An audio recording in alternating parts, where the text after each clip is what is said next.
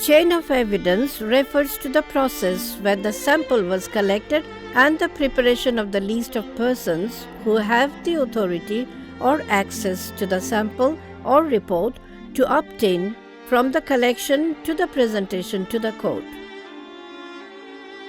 The purpose of protecting the chain of evidence is to reduce the risk of spoilage of samples before she is presented to the court. All clothing, swabs, gauze, and other items that require forensic examination and presentation in court should be thoroughly dried and stored in paper bags. This sample can be used for DNA testing even years later if properly dried and stored.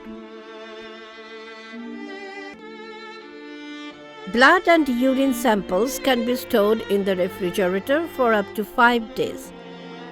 If the samples are to be stored for a long time, those should be stored in a deep freezer.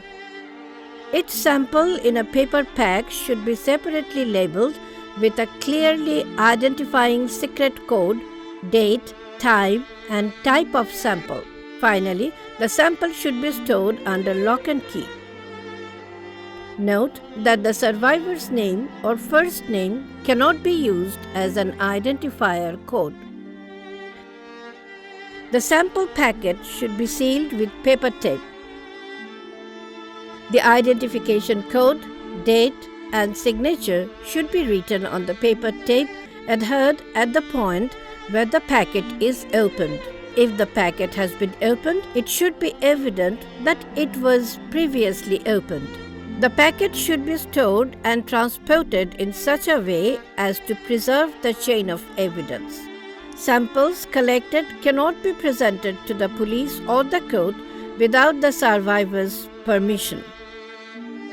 It's possible for a survivor to agree to sample collection during the physical examination but refuse permission for its use by the police. In such instances, even if a forensic sample is collected, it cannot be submitted to the authorities.